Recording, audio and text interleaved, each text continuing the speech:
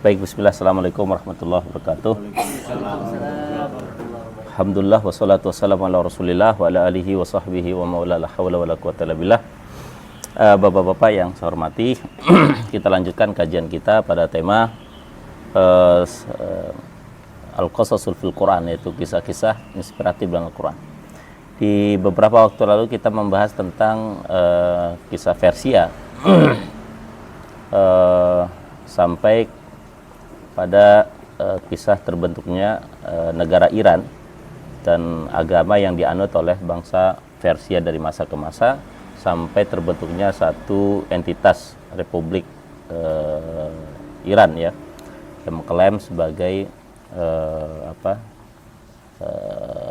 Islam yang beraliran Syiah. Dan hari ini kita akan melanjutkan tema kita terkait dengan percakapan Nabi dengan seorang sahabat yang bernama Abu Dzar Al-Ghifari.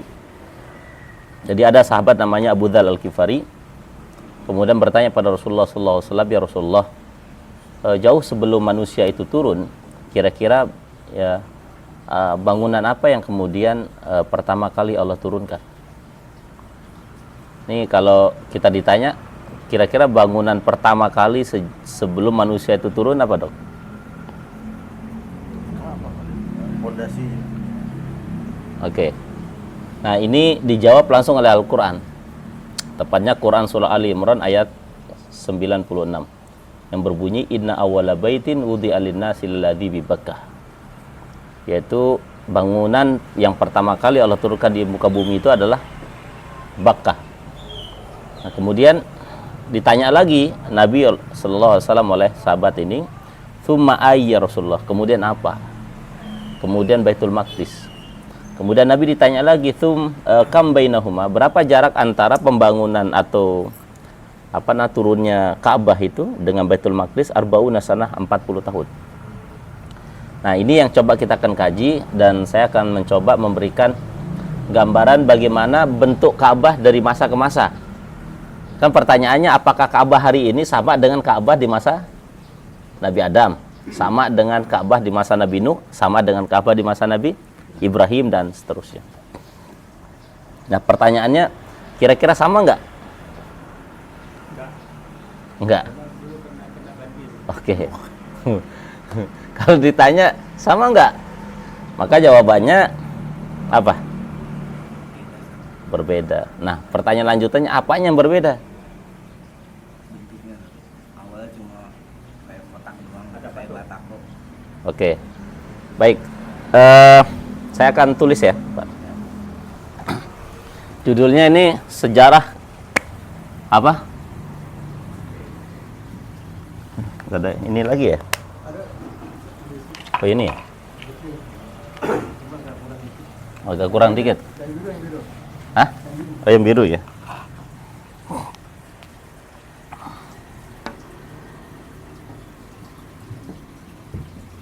Bentuk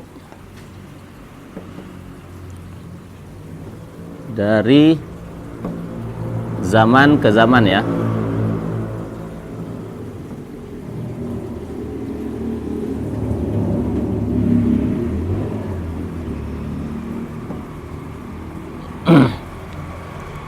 Dari zaman-zaman para nabi. Baik. Pertama,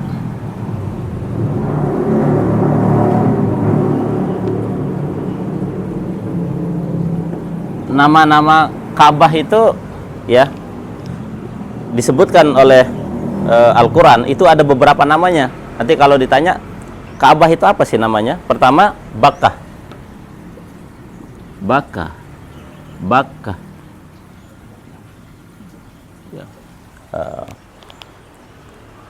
Surat Ali Imran ayat 96. Artinya apa?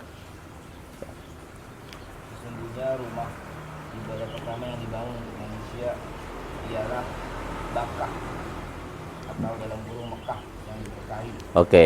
Nah, Bakkah itu berasal dari kata baka yabki. Artinya menangis, Pak. Makanya sebagian ulama menyebutkan siapapun yang datang ke Mekah dan melihat bentuk bangunannya pasti dia akan nangis. Maka nama lain daripada Ka'bah itu adalah Bakkah. Kemudian kita kenal juga ada istilah Baitul Atiq.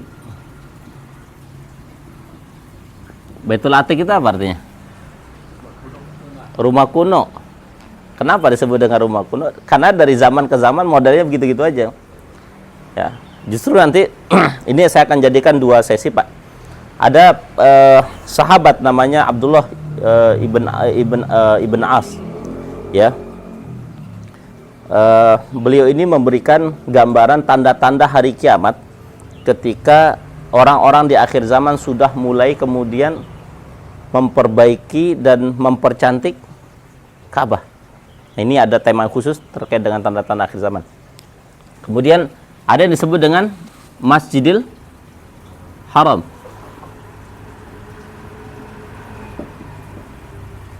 Apalagi? Ada juga disebut dengan Baitullah. Ya. Ada juga disebut dengan Baitul Haram. Ya. Indaka Baitul Muharram, Baitul Haram. Nah, ini nama-nama lain dari apa? Ka'bah. Ya. Kedua, pertanyaannya adalah siapa yang kemudian membangun Ka'bah itu? Kalau ditanya siapa? Yang kontraktor. Yang membangun Ka'bah siapa? Iya, yang keluarga Nabi Adam. Maksudnya kalau tanya, hah? Wallahu a'lam. Dokter? Allah langsung. Allah. Taib. Nah, jadi ada 3 pandangan ulamanya. 1, ya, yang membuat ya bangunan pertama kali Allah turunkan itu kan apa? Ya, malaikat atas perintah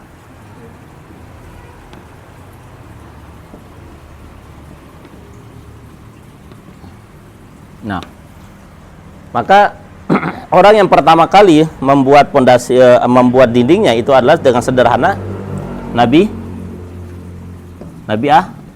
Adam dan anak keturunannya.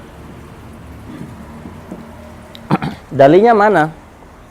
Dalilnya adalah nanti ketika generasi 10, ya, generasi ke-10 dari keturunan anak Adam itu kan Nabi Nuh.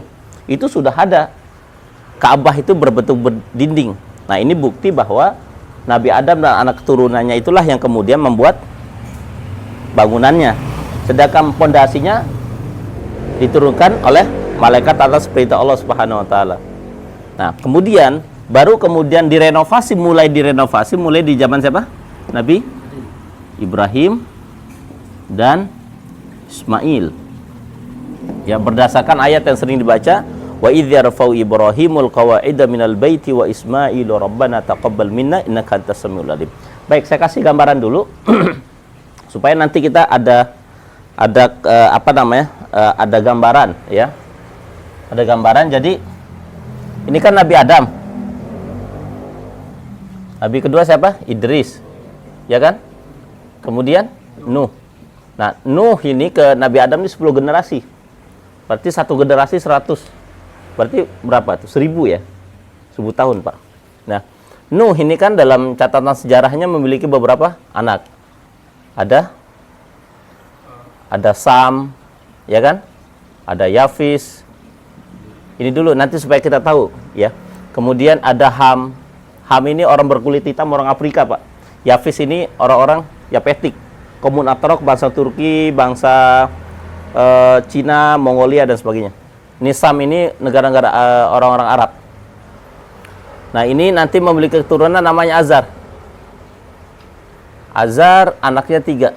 Di antaranya Ibrahim atau Abraham. Keturunannya siapa? Ismail. Nah, kemudian Ishak. Ishak keturunannya 2. Al-Aish. Ya, Al-Aish, ya. Maka ini diklaim nanti sebagai anak keturunannya Nabi Ayub. dan Zulkifli. Di sini ada keturunannya yang kedua, Azar itu namanya Haron, memiliki keturunan Nabi, itu Nabi Lut, Pak. Siapa? Lut. Makanya Nabi Lut itu keponakannya Nabi Ibrahim, kan begitu, Pak. Kemudian ini siapa? Setelah itu Yakub, ya. Nah, Yakub ini memiliki 12 anak, kan? Nah, ada Yusuf, ada Bunyamin, ada siapa lagi? Ada Zabalun, ada Nafleti, ada Dan, ada siapa? Ada Lewi, Lewa. Kemudian ada yang paling kontroversi itu siapa? Yahuda. Nah, Yusuf ini memiliki keturunan siapa? Ilyasa. Bunyamin, Yunus. Nah, Lewa ini 3. Ada Musa, terus Harun, ada Imron.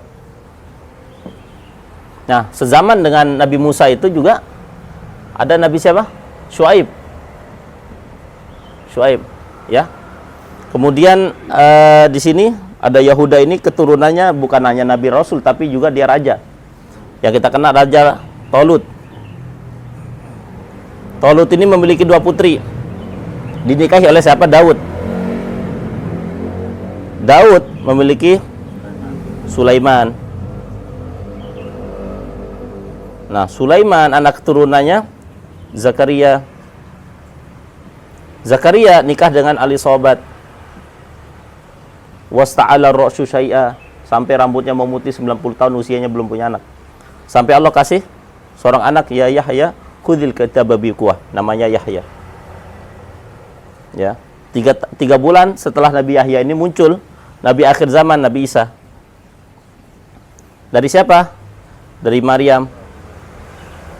Maryam dari siapa? Dari Imron. Imron istrinya siapa? Hana. Oke. Sini dulu, Pak.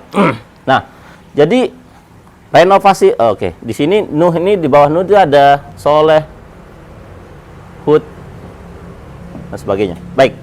Ini ada kaitannya nanti, kaitan dengan Ka'bah ini, Pak. Nah, terkait dengan mana tadi? Nabi Ibrahim, ya. Orang yang pertama kali kemudian merenovasi ulang pasca banjir di zaman Nabi Nuh ini, Pak. Makanya ketika Nabi Nuh mengatakan pada anaknya, kan, ya bunayya irkam ma'ana, wahai anakku kamu naik bersamaku. Kata anaknya, sa'awi ila jabal ya'simuni minal ma, aku pergi ke gunung. Maka dari sini kata para ulama, sepintar-pintarnya anak kalau nggak taat kepada orang tua pasti dia binasa. Itu. Nah, Ibrahim ini adalah orang yang pertama kali merenovasi Ka'bah pasca banjir di zaman Nabi siapa? Nuh. Nah, sekarang pertanyaannya, bentuk Ka'bah di zaman Nabi Ibrahim itu gimana? Nah, ini berdasarkan riwayat, ini bentuk Ka'bah zaman Nabi Ibrahim.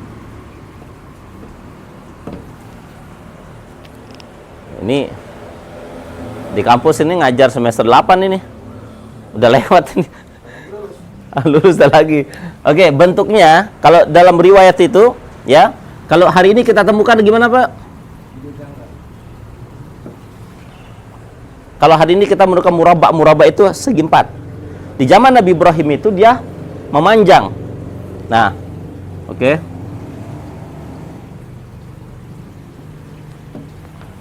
Ini kita ibaratkan Ka'bah, Pak. Baik. Ka'bah di zaman Nabi Ibrahim berdasarkan riwayat itu adalah satu, tingginya itu 4 meter, Pak. Tingginya. Kemudian pintu itu ada 2 pintu, pintu sebelah timur dan barat. Ya. Ada pintunya, Pak. 2 pintu. Nah, kalau sekarang 1 pintu. Kemudian panjangnya panjangnya 16 meter. 16 meter, Pak. Ya, lebarnya itu 11. Oke. Di zaman Nabi Ibrahim itu, ya, pintu itu dia langsung ke tanah. Dia langsung ke tanah kayak begini, Pak. Dia nggak ada tangganya. Kedua, ya, panjangnya hanya 4 meter, tingginya 4 meter, panjangnya 16 meter, lebarnya 11. Nah, kemudian di zaman Nabi Ibrahim itu tidak ada penutupnya, Pak. Atapnya tidak ada. Nah, ini yang ada di zaman Nabi Ibrahim. Baik. Ini bentuk yang pertama. Bentuk yang kedua, ketika Nabi Ibrahim ya memiliki keturunan tadi ini, Pak, ya, ini keturunan nabinya, sampai nanti Nabi Isa alaihi salatu wasalam kemudian meninggal sampai 650 tahun setelah Nabi Isa, maka 50 hari, nah ingat-ingat nih, Pak, 50 hari sebelum Nabi Muhammad lahir, nah ini disebut dengan Amul Fil. Apa? Tahun gajah, ya. Tahun gajah. Nah, 50 hari sebelum lahirnya Nabi Muhammad SAW itu ada penguasa dari Habasyah. Habasyah, sebut namanya Abraham. Raja Abraham. Ini raja nih. Sebenarnya bukan raja, dia itu panglima. Tapi dia ngangkat dirinya dari raja ketika nanti Abraham ini, ya, membawa pasukan bala tentaranya menuju dari Yaman menuju Mekah. Ya, tujuannya, Pak, menghancurkan Ka'bah. Maka ketika mereka sudah sampai ke Mekah, maka mereka dikirimkan bala tentara oleh Allah Subhanahu wa taala yang disebut dalam Al-Qur'an wa arsala alaihim tayran ababil, dan Allah Subhanahu wa taala kirimkan bala tentara yang berbentuk burung. Ababil itu artinya al-jamaah, berbondong-bondong. Jadi bukan burung ababil namanya, tapi burung yang berbondong-bondong yang membawa, ya, batu yang sudah kemudian dipanaskan di api neraka kemudian dilempar. Nah, maka hancurlah itu Ka'bah, Pak. Hancur Ka'bah. Maka ketika Nabi sallallahu alaihi wasallam sudah lahir, ya, kemudian masyarakat Quraisy, nah ini, Pak,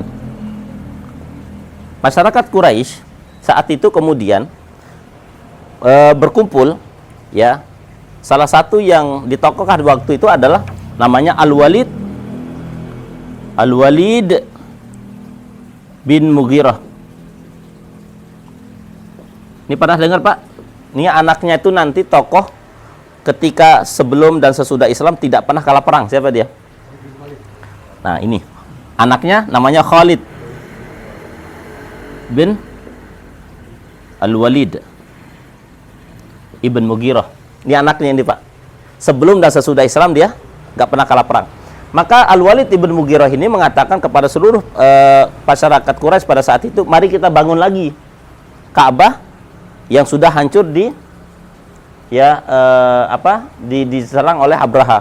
Maka Ka'bah yang pada saat Nabi Ibrahim itu disinilah terjadi perubahan. Maka para ulama menyebutkan ada beberapa bid'ah yang dilakukan oleh orang Quraisy ketika membangun kembali dan membangun ulang Ka'bah. Mana yang kemudian yang direnovasi ulang? Baik, saya hapus, ya. Ini tahap yang kedua berarti, ya.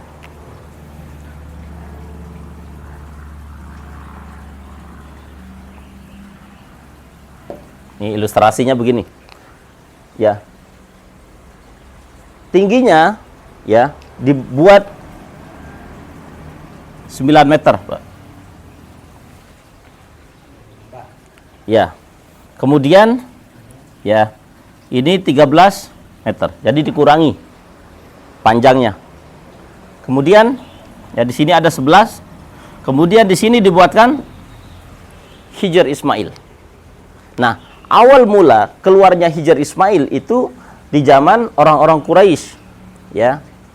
dulu kisahnya ketika Al-Walid bin Mughirah ya mengumpulkan orang-orang kafir Quraisy ya, pada saat itu kemudian mereka berdonasi untuk membangun Ka'bah kembali dengan catatan tidak boleh menggunakan dana riba. Jadi orang-orang kafir Quraisy sudah paham tuh dana riba nggak boleh. Kemudian dana korupsi, dana hasil perzinaan. Jadi yang harus diwakafkan itu untuk berdonasi membangun Ka'bah itu apa? Dana yang paling halal. Nah, coba hari ini Pak, ada orang berangkat umroh haji pakai dana korupsi. Pertanyaannya, siapa yang lebih jahiliyah dari masyarakat jahiliyah? Pemahaman sederhananya kan begitu. Ini kalau ada orang berangkat umroh dengan hasil itu, berarti dia jauh lebih jahiliyah dari masyarakat jahiliyah Pak, gitu loh. Nah, oke, baik. Coba mari kita lihat. Apanya yang berbeda dari dibentuk zaman Nabi Ibrahim ke orang-orang Quraisy pada saat itu? Satu, pintu ya yang dibuat di zaman Nabi Ibrahim itu 2 menjadi 1.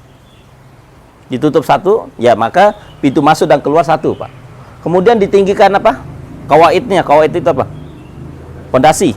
Nah, sehingga dia harus menggunakan anak tangga. Di bidah yang kedua kata para ulama. Bidah yang ketiga adalah ya panjang dari Ka'bah itu kemudian dipangkas sehingga dibentuklah satu arena disebut dengan Hijr Ismail. Maka para ulama menyebutkan barang siapa yang sholat di Hijr Ismail ini, maka sesungguhnya dia sedang sholat dalam Ka'bah. Kenapa? Karena Ka'bah di zaman Nabi Ibrahim itu Hijr Ismail itu masuk dalam kategori Ka'bah. Itu yang ya ini bidah yang ketiga kata para ulama. Yang keempat ya, sudah dibuat atap di zaman orang-orang Quraisy, Pak. Ya, di zaman Quraisy. Kemudian ditaruh kiswah. Dulu nggak ada kiswah. Ya, nah ini bidah-bidah yang dilakukan oleh siapa? Orang-orang Quraisy. Maksudnya bidah itu adalah pembaharuan yang dilakukan oleh orang-orang Quraisy yang Ka'bah pada saat itu tidak sama dengan Ka'bah yang hari ini kita lihat. Ini yang pertama. Yang ketiga, yang kedua. Yang ketiga, nah ini bentuk yang ketiga itu perubahan terjadi di masa pemerintahan setelah Khulafa ar-Rasyidin al-Mahdiyin. Ya. Yang ketiga ya, kita kenal Nabi mengatakan nanti umatku ini akan dipimpin dengan beberapa fase. Fase pertama ya fase nubuah yaitu 23 tahun.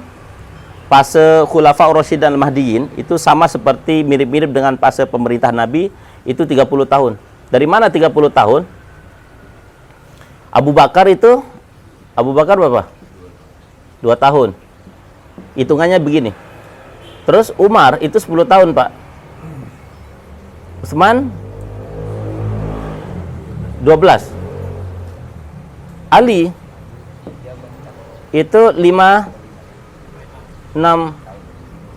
tahun, 5,5 ya.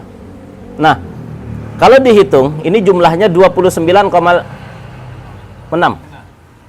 Sisanya kemudian digenapkan oleh Sayyidina Hasan ibn Ali ibn Hasan bin Ali 5 bulan, 6 bulan.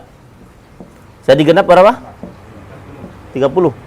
Nah, ini adalah masa di mana persis kepemimpinan itu seperti zaman Nabi. Setelah itu ya mulkan itu dinasti-dinasti. Baik, saya akan bicara dari sini. Ketika Utsman ibn Affan nih kemudian terbunuh, maka terpecahlah umat Islam. Nah, terpecah diantaranya ada yang kita kenal ada Muawiyah bin Abi Sufyan. Muawiyah bin Abi Sufyan. Muawiyah ini adalah salah satu dari kerabatnya Utsman. Mereka mengatakan, ya kita cari dulu siapa yang membunuh Utsman, baru kemudian nanti kita akan bayat siapa? Dari kubunya Ali, kita bayat dulu Ali, supaya nanti stabil negara, maka mudah kemudian dicari siapa? Pembunuhnya Utsman bin Affan. Maka di zaman pemerintahan Sayyidina Ali itu, ada yang kita kenal, ada beberapa perang. Perang pertama disebut dengan Siffin. Itu perang antara kubu Sayyidina Ali dengan kubu Muawiyah bin Abi Sufyan yang kemudian pergi ke mana? Ke Syam, Syria, Pak. Nah, kemudian ada perang yang kedua, perang Jamal. Nah, perang ini antara kubu Sayyidina Ali dengan kubu Sayyidina Aisyah. Kemudian ada perang disebut dengan Nahrawain dan sebagainya. Tapi yang paling populer ini. Nah, di dalam kubu Ali dan di kubu Ali itu terdapat dua pasukan. Muncul kelompok ekstrim di sini, ekstrim kanan dan ekstrim kiri. Syiah dan Khawarij. Nah, dari sini dulu, Pak. Nah, ketika ya ini nanti kita bahas kapan-kapan Syiah itu apa? Udah ya. Syiah itu, Khawarij itu apa? Nah, di kubu ketika Sayyidina Ali meninggal dunia, maka anaknya menggantikan. Hanya 6 bulan bertahan. Ya, kemudian Hasan ibn Ali karena melihat situasi politik tidak menentu pada saat itu, maka dikasih kepada Muawiyah bin Abi Sufyan. Nah, ini ketika Muawiyah berkuasa 2-3 tahun stabil tuh negara, Pak. Dibuatnya oleh, karena memang Muawiyah ini salah satu tokoh politik paling familiar di Mekah saat itu, Pak. Karena memang ya orang-orang tuanya orang-orang politik gitu. Nah, maka dia punya anak namanya Yazid. Nah, dari sinilah kemudian nanti ya sejarah ada perubahan. Nah, ketika Yazid berkuasa atas apa? Atas diangkatnya oleh Muawiyah bin Abi Sufyan, maka di zaman Yazid ini, ya, Yazid ini ada anak-anak sahabat yang familiar di Mekah itu kemudian diangkat menjadi khalifah. Namanya siapa? Di Mekah itu ada yang diangkat di Mekah ini, Pak, ya. Kalau itu masih di Syria. Di Mekah itu ada yang diangkat menjadi khalifah, namanya Abdullah. Siapa? Abdullah ibn Zubair ibn Awam. Siapa Zubair bin Awam ini? 10 sahabat Nabi yang kategori masuk surga, yang kemudian menikahi putri terbaik sahabat Nabi. Siapa itu? Abu Bakar, namanya Asma. Ya. Nah, beliau diangkat menjadi khalifah di mana? Di Mekah selama 7 tahun. Nah, di masa Abdullah bin Zubair inilah kemudian renovasi Ka'bah terjadi. Nah, berarti renovasi ke berapa? Ketiga ya. 1, 2, 3. Nah, sekarang gimana bentuknya? Mana nih? Sini aja ya. Renovasi ketiga nih, Pak. Di zaman siapa? Abdullah bin Zubair. Nah, bentuknya persis dibuat ulang sama persis seperti zaman Nabi Ibrahim. Ka'bah itu, Pak, dibentuk ulang. Yang darinya orang-orang Quraisy membentuk seperti ini, kemudian diulangi, dibentuk ulang seperti di zaman Nabi Ibrahim alaihi salatu wassalam. Di zaman siapa itu? Abdullah bin Zubair bin Awam. Nah, kemudian setelah Abdullah bin Zubair bin Awam ini kemudian meninggal dunia, ya, meninggal dunia, maka naiklah dari salah satu keluarga atau famili Muawiyah bin Abi Sufyan ke bawahnya, namanya Abdul Malik ibn Marwan. Abdul Malik bin Marwan. Nah, ini masuk dinasti kekhilafahan Muawiyah. Nah, maka di zaman itu kemudian dibuat lagi, Pak. Dirubah lagi persis seperti Al-Walid bin Mughirah. Nah, berarti ada renovasi keempat itu. Di zaman Abdullah bin Zubair bin Awam dikembalikan bentuknya seperti zaman Nabi Ibrahim. Setelah beliau meninggal dunia, ya, maka Abdul Malik bin Marwan naik sebagai pemimpin pada saat itu, kemudian dikembalikan lagi seperti di zaman Quraisy, ya, punya atap, kemudian ada kiswahnya, kemudian pintu Ka'bah 1, kemudian ditinggikan pondasinya, ya, kemudian Hijr Ismail dan sebagainya. Nah, nanti muncul ya pemimpin setelah Abdul Malik bin Marwan itu, namanya yang kita kenal siapa? Harun ar-Rasyid. Itu sezaman dengan Imam Malik bin Anas. Harun ar-Rasyid itu kemudian pernah memberikan usulan, ya meminta fatwa kepada Imam Malik bin Anas, bagaimana kalau seandainya Ka'bah itu dikembalikan lagi seperti di zaman Nabi Ibrahim atau zaman Abdullah bin Zubair bin Awam. Maka Imam Malik tidak mau berfatwa, jangan-jangan fatwa permintaan itu ada unsur politiknya. Maka Imam Malik adalah salah satu ulama yang kemudian konsisten tidak pernah mau ngajar di pemerintahan, Pak. Maka Imam Malik itu nggak pernah mau masuk apa? Pemerintahan. Konsisten dia. Karena makanya kaidahnya Imam Malik adalah Imam Malik itu nggak pernah mau datang ke istana. Karena menurut Imam Malik, ya, ilmu itu yang didatangi, bukan ilmu yang, ya. Jadi ilmu itu yang didatangi, bukan ilmu yang datang kepada kita. Nah, ini prinsip Imam Malik gitu ya. Nah, baru kemudian di zaman Turki Utsmani, nah ini berbicara Turki Utsmani, Turki kelima ya. Turki Utsmani. Sebelum tumbang 1924. Itu pernah terjadi banjir besar-besaran di kota Mekah, kemudian terjadi kehancuran beberapa sisi, kemudian dibuat ya, direnovasi sebagian gitu ya. Kemudian di zaman Turki Utsmani itu, Pak, ada wakafnya orang Turki yang hari ini bisa kita lihat. Kalau kita ini ibaratnya Ka'bah nih, Pak. Ini Ka'bah. Di sisi-sisinya itu kan ada apa? Ada bangunan tuh. Nah, ini Ka'bahnya. Terus di dalam apa? Di dalam masjid itu, kalau ini Ka'bah di depan. Nah, ini kan dinding-dinding nih. Di dinding masjid. Kita lihat ada ornamen-ornamen krem. Yang krem, ya, tembok-tembok krem itu. Kemudian ada ukiran-ukiran.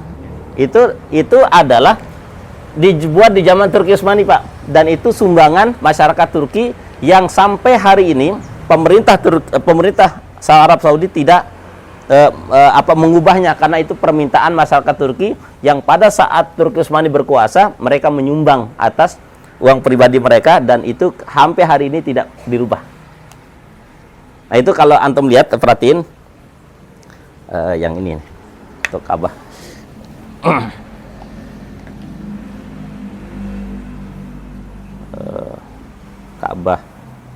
Ka'bah ya.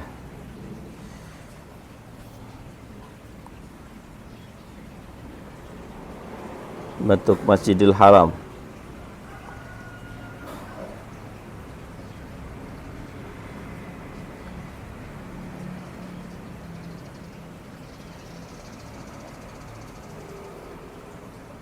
Ada aneh, Dok? Kebuka? Gambarnya kayak gini. Gambarnya? Yang mana? Ah, ini benar. Maaf, bentar ya, maaf. Ini Pak nih. Kalau HP mewah yang beda ya.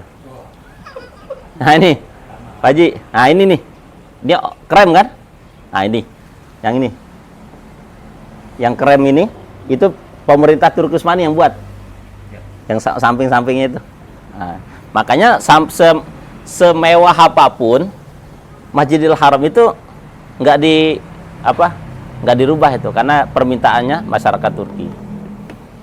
Nah, ini kaitan dengan bentuk Ka'bah dari masa ke masa, dan nanti saya akan bagi materinya terkait dengan ucapan seorang sahabat namanya Abdullah ibn As ya. Abdullah siapa?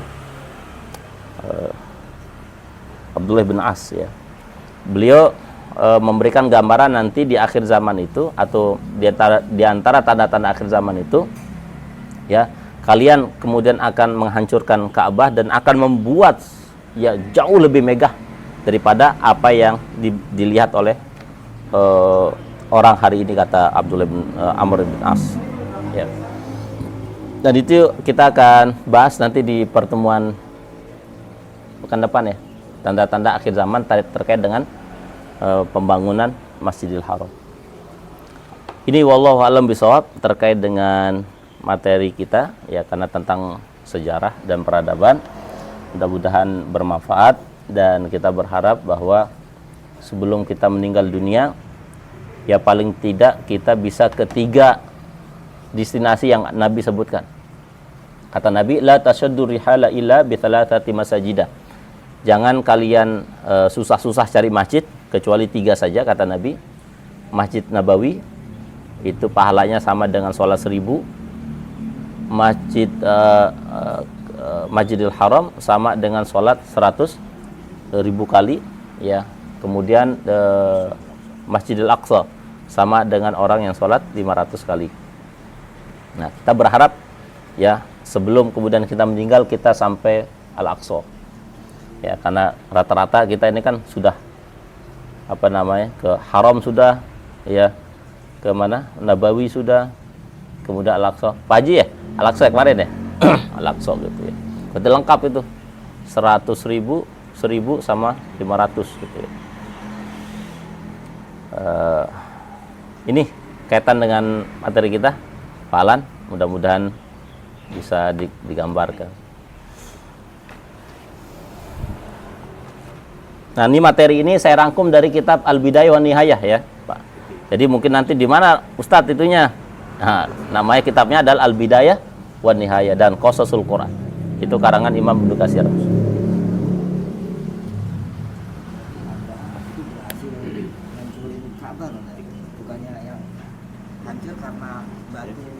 Iya, karena efek dari serangan burung. Bukan serangan Abraham nggak berhasil. Bukan. Karena sebelum diserang itu sudah Burung nyampe ya. diburung. Makanya orang yang mau menghancurkan Ka'bah pasti langsung di cash and carry. Nah, maka efek dari batu itulah kemudian beberapa sisi kemudian hancur. Tidak setotal di zaman Nabi Ibrahim ketika menemukan Ka'bah sudah hanya sebatas sebatas pondasinya saja. Karena kan riwayat tenggelam bisa ya. Ya, kalau Nabi Nuh itu kan tenggelam. Dalilnya Quran surat Ibrahim ayat Al-Baqarah ayat 127. Sebelum dunia tenggelam, tapi ada yang bilang hanya wilayah itu. Ya, ada 3 pendapat itu. Dalam tafsir itu ada 3.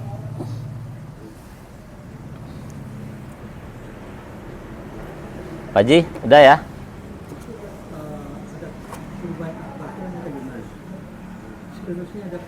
Tidak ada. Nah, oke. Nah, peletakan Hajar Aswad itu kan ya zaman Nabi. Dan pernah Hajar Aswad itu kemudian diambil, Pak. Hilang, dicolong. Dicolong oleh Syiah, ya saya lupa itunya sukunya itu, dan pernah dibawa ke beberapa negara gitu. Hajar Aswadnya kemudian dikembalikan lagi. Makanya di mana ada Syiah di situ ada kehancuran. Di mana ada Syiah di situ ada keributan. Itu teorinya, Pak. Itu diungkapkan oleh para ulama.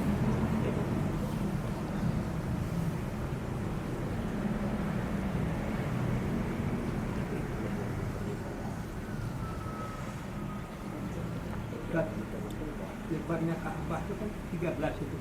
Ya. Yang perubahan.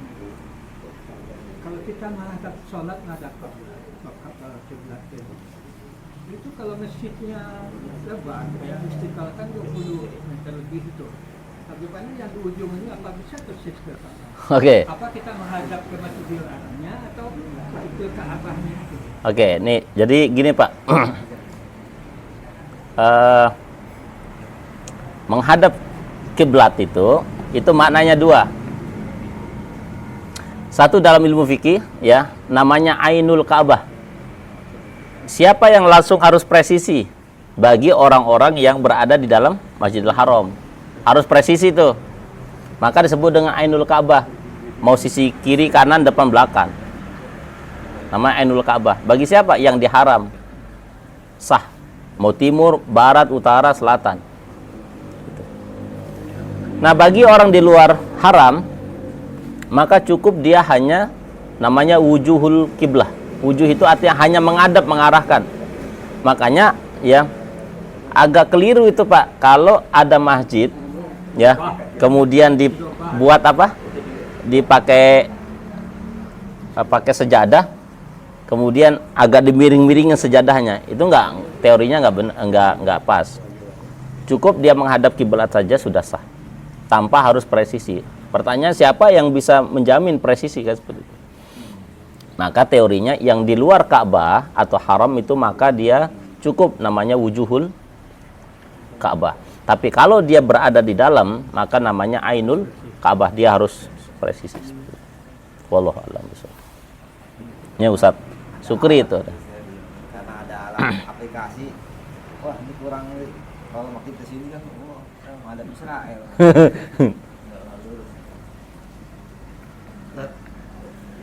Ini kan dibangunnya oleh malaikat awalnya. Apakah malaikat itu mengikuti daripada Baitul Maqmur atau bagaimana? Nah, ini menarik nih.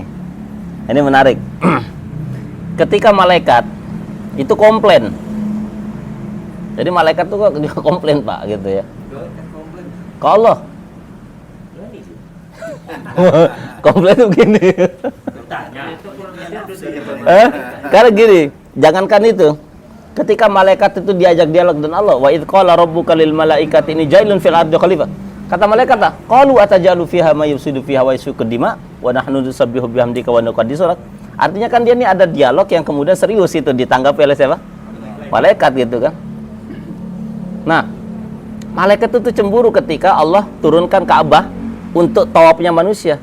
Malaikat komplain, ya Allah, kok manusia aja?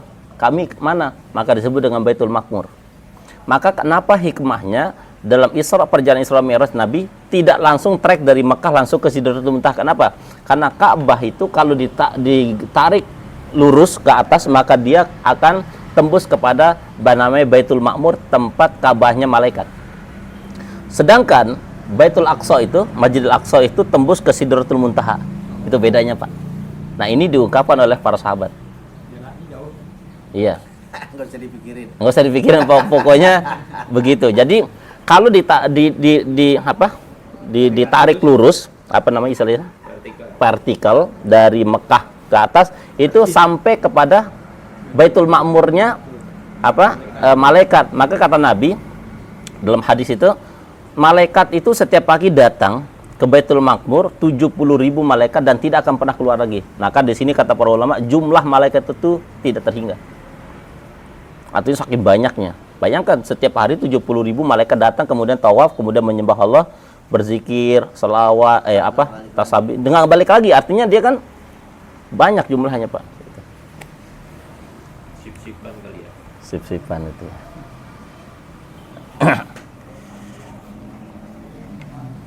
Itu yang tadi yang bangsa Syiah pada mungkin abad ke-4 kali ya yang mencuri Hajar Aswad. Yang dibawa ke negara apa itu? Allahumma sholli ala Muhammad. Apakah itu sampai penghancuran dan artinya riwayatnya hancurnya sampai bagaimana? Soalnya kan ada riwayat mengatakan sampai lokasi air zam-zamnya dikencingin dan segala macam. Iya betul. Sampai hancur-hancuran nggak waktu itu kan? Iya. Jemaah haji yang dibunuh. Betul. Yang jelas di zaman itu terjadi pembunuhan dan beberapa sisi. Ada yang ulama menyebutkan ada beberapa sisi tidak sampai total. Termasuk jangankan itu di zaman Yusuf bin Hajjaj itu dia membuat ketapel untuk menyerang pasukannya Abdullah bin Zubair bin Awam. Ya, dia membuat ketapel atas perintahnya gubernur Irak saat itu, Ubaidillah bin Ziyad. Itu membuat ketapel sampai beberapa sisi Ka'bah itu hancur. Nah, segitunya di zaman dulu. Nah, Hajjaj bin Yusuf. Nah, di zaman zaman abad keempat itu kan terjadi pencurian. Ya, pencurian Hajar Aswad sampai dibawa ke, kalau tidak salah dibawa ke Oman. Sampai dibawa ke Oman, Pak. Dibalikin lagi ketika diambil kembali. Dan banyak pembantaian jemaah haji, Pak. Makanya Imam Ibnu Taimiyah mengatakan di mana ada Syiah di situ pasti ada keributan. Antum lihat aja, Pak. Di mana ada Syiah di situ ada keributan. Di Sampang, kita lihat, di Sampang ada keributan ketika Syiah di situ. Terus di mana lagi? Di Iran, di Irak. Iya, Irak, Iran. Suriah itu, Pak. Kan Suriah itu kan menjadi jagal terbesar di dunia. Ahlus Sunnah wal Jamaah. Terus di mana lagi? Di Yaman hari ini kan. Walaupun kemudian diklaim sebagai Syiah yang paling dekat dengan Ahlus Sunnah. Namanya Syiah Zaidiyah ya. Beraliran Syiah Zaidiyah tapi namanya apa? Houthi ya. Houthi.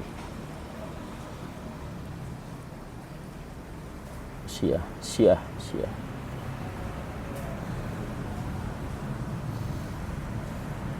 Pak Haji udah.